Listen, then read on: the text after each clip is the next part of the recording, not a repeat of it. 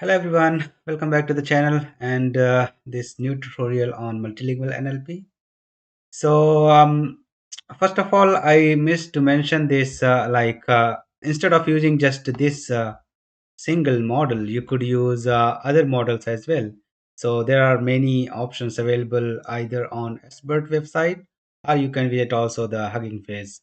So sentence transformer also support the all the models that are available on Hugging Face website. So you can go here and see what are various options you have. So there are many and it is task specific as well that you can try. For example, for semantic textual similarity, these are the important one, and for multilingual model, these are the one that is more relevant.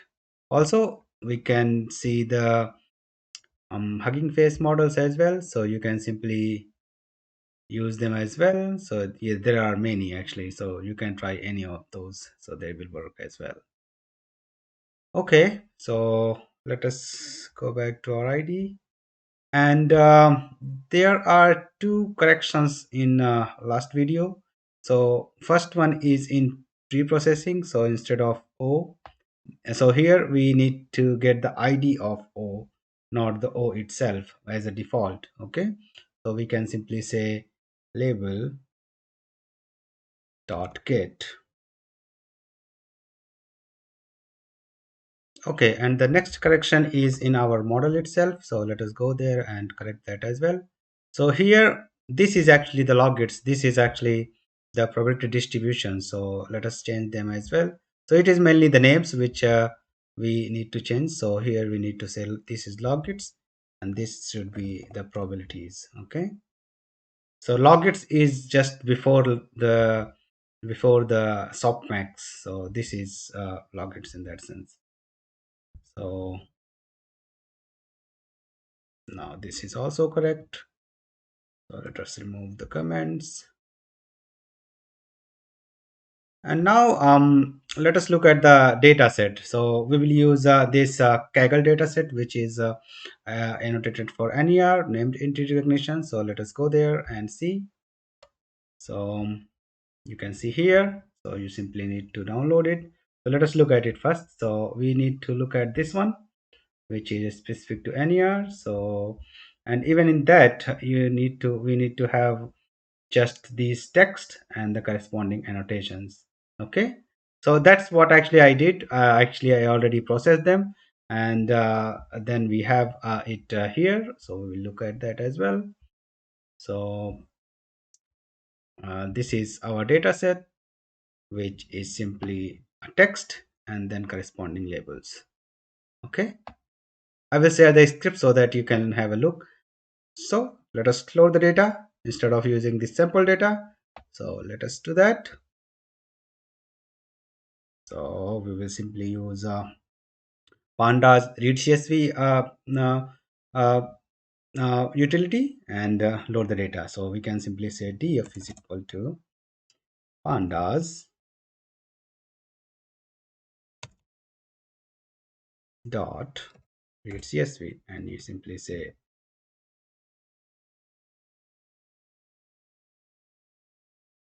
data ner and ner.csv.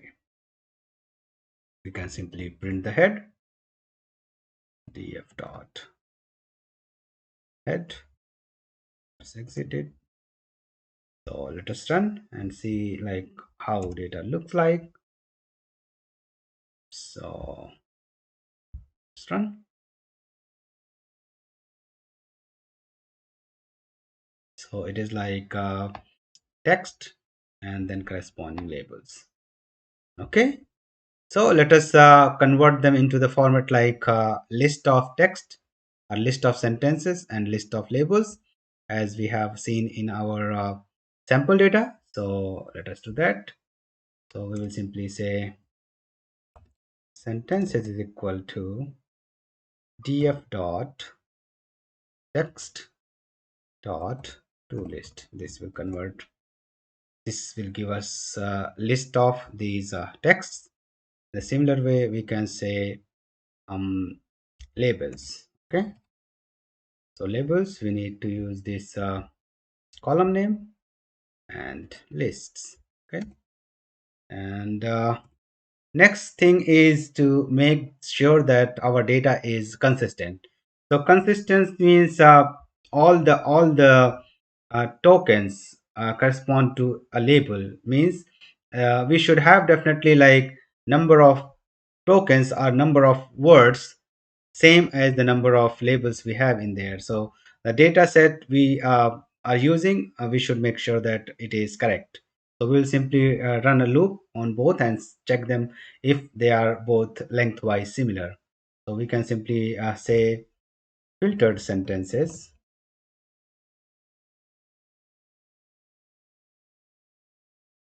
is equal to an empty list, and same way we can say filtered labels,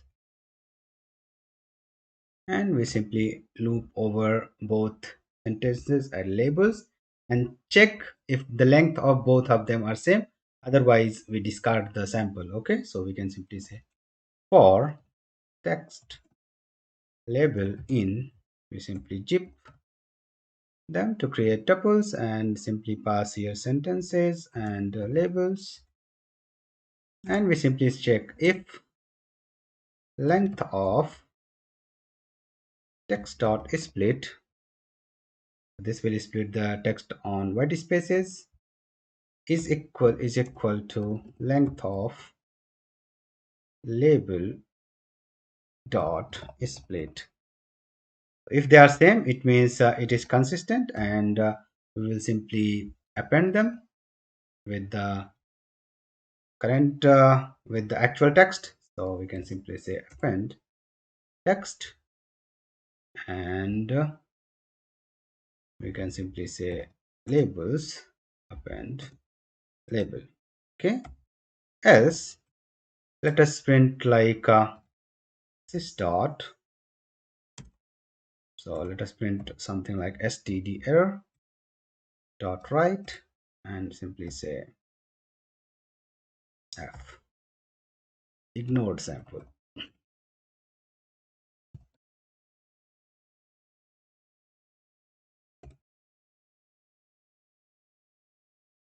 And we can simply say text and labels. Okay, so let us look at the size of the data in that sense. So let us say print length of filtered sentences and then filtered labels. Okay, let us run and see it. So why we are checking it to see like if it is a huge data set, we will use a subset of it, not the whole data set in that sense. Okay, let us print here the new line so that you can see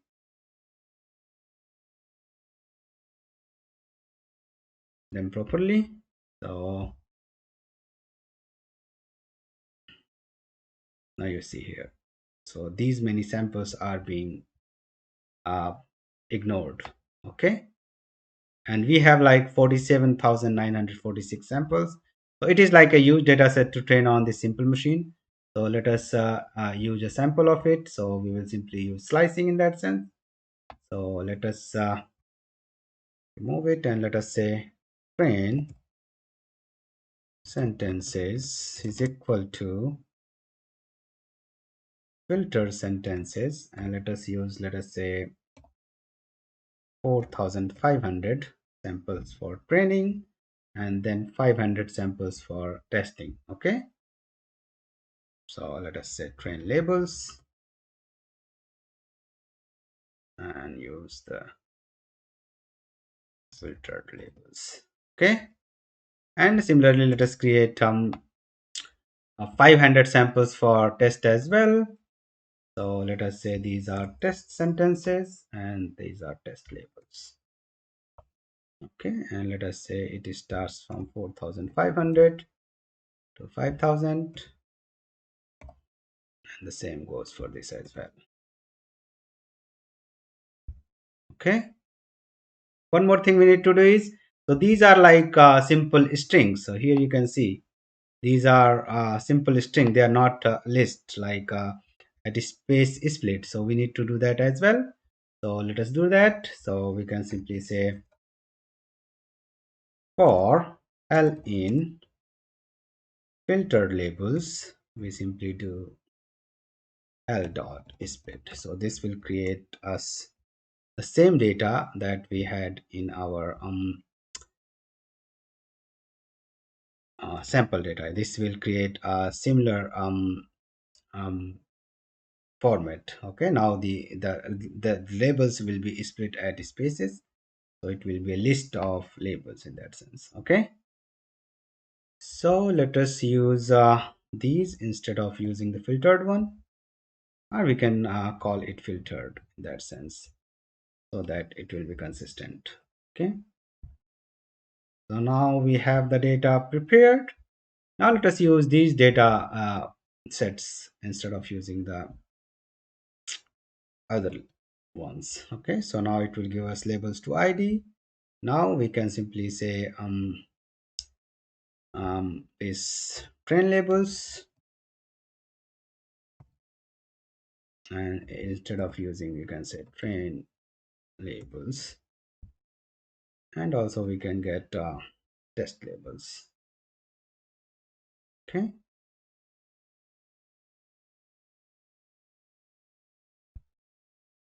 so now our data processing is there. So we need to modify some part here as well.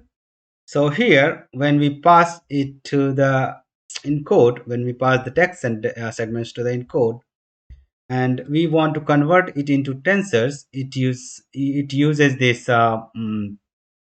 stack. So when we say convert to tensor, it uses this torch dot stack, and as we are generating uh, token embeddings, they won't be same size, so it will fail. Let us try and see it. So if we run with the current setup, so let us say train sentences. Also let us use the progress bar so that we can see that how much it is processed. Let us run and see it. It will fail because we cannot use with token embedding. This is true because the size of each and every segment would be different. Even though it uses this sorting mechanism, so it runs this um, uh, np.argsort, which will sort the sentence according to length, but at some point it will find a batch where it won't be exactly same. Okay, so it will fail eventually, so it's better to be careful with that. So let us run and see it. So let us remove this exit here, and let us run and see it.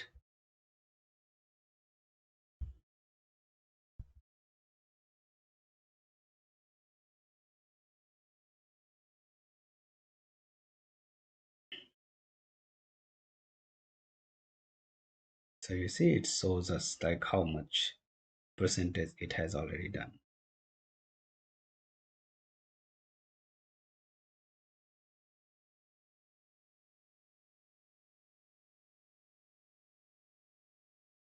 So you see when it tries to create a tensor using all the embeddings, it fails because it finds something like 39 cross 768 and 41 cross 768. So to create a stack, you need to have exactly same size of embedding. Okay, so let us change this to be false, and also let us use device CPU, because this system has GPU, and for converting it will use the GPU, and for training we were not using. So the converted tensors will be on the GPUs, but what we want is to be on CPU. So we can simply say device is equal to CPU. Okay, and let us use the same thing for test segments as well, and let us call it train embeddings. Okay, and let us call it test embeddings.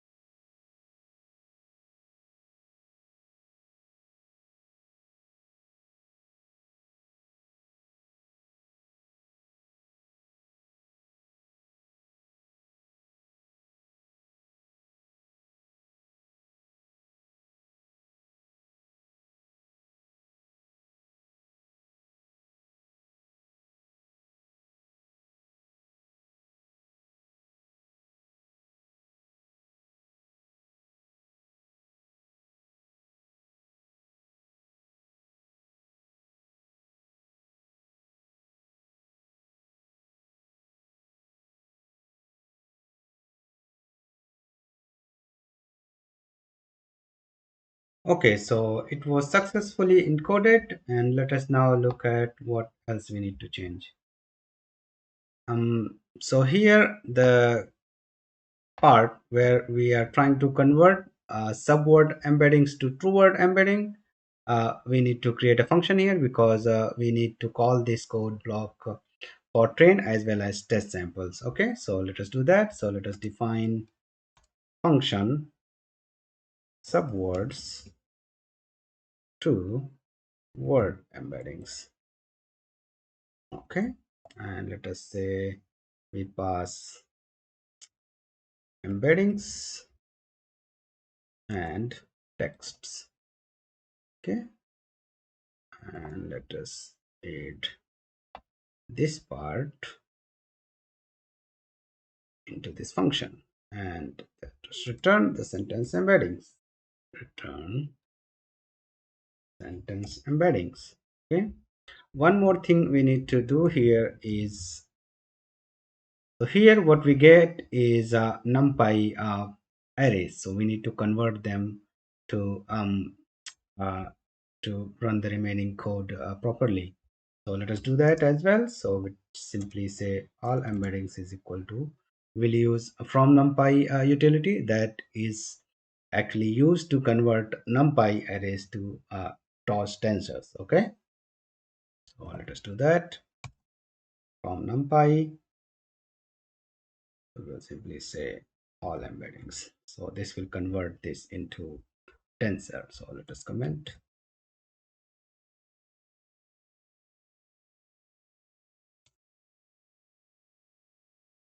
Okay, and here we simply say torch, from torch import numpy. Okay, that part also done, and let us call this to get the true word embeddings for both train as well as tests. Okay, so we can say train embeddings is equal to subwords to word embeddings, and we will pass train embeddings and train sentences. Similarly, we will convert test embeddings as well. Okay, and test sentences. Now we have the pre-processing done. Now let us automate this part as well. So instead of saying 768, let us say we simply use one of the sentences to get this size of the embedding. So we can simply say n, and embedding dimension is equal to, let us use one of the sentences from the train embeddings. Let us use the 0th one and simply run the size on this. Also, let us see how many samples we have in the training data so that we can get the average loss. So we can simply say n samples is equal to length of train embeddings. Okay, so now let us use this. We can simply use the underscore here because we are not going to use that, and use that as an embedding dimension for our model. Okay, and here, so instead of using now sentence embeddings, we will use train embeddings. Okay, and instead of labels we will use train labels. Okay, and for test, let us use test embeddings and test labels. Okay, and instead of printing the total loss, let us print the average. So we will simply divide it by n samples. That's it. Okay, let us format this properly. So epoch e, and let us say loss.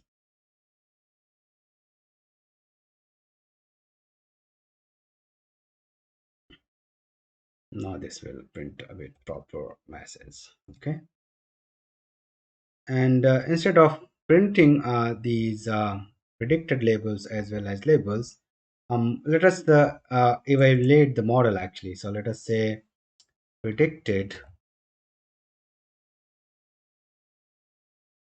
final is equal to empty list, and labels final is equal to empty list. Okay, and simply instead of printing, let us extend it so that we will have a simple flat list that we will simply pass it to the sklearn classification report utility, and it will give us the actual evaluation for our model. So let us run.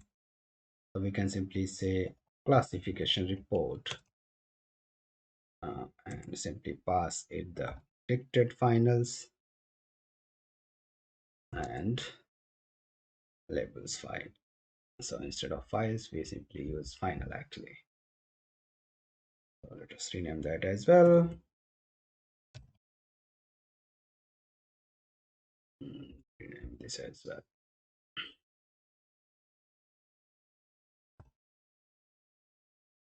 So this is our whole implementation for NER then. So let us run and see how much or how good it does on actual NER task. Okay, so let us run and see it. So here you go.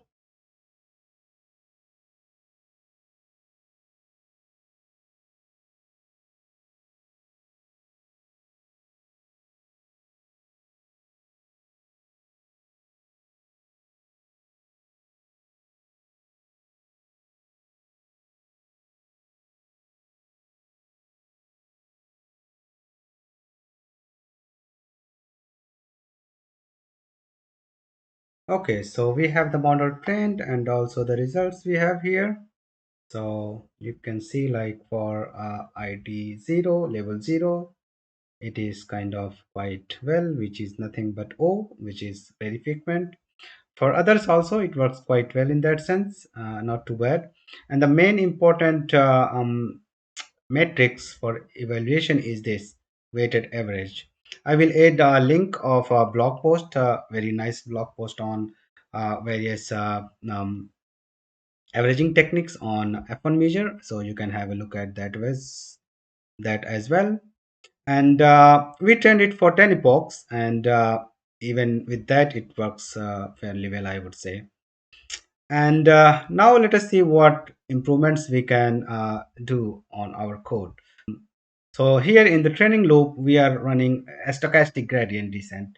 So where we are trying to optimize the model with each and every sample. So the in literature, even it is known that instead of using stochastic gradient descent, it's better to use mini batch. So in the next video, we will learn like how we can implement mini batching algorithm on token embeddings, and also we will see like how we can test it for zero shot multilingual transfer. So we will see like if we could use final data where we will train it on English and test it on German or Spanish. That's what we have available. So yeah, we will see that in the next video. So thanks for watching. Bye for now. Take care. See you in the next video.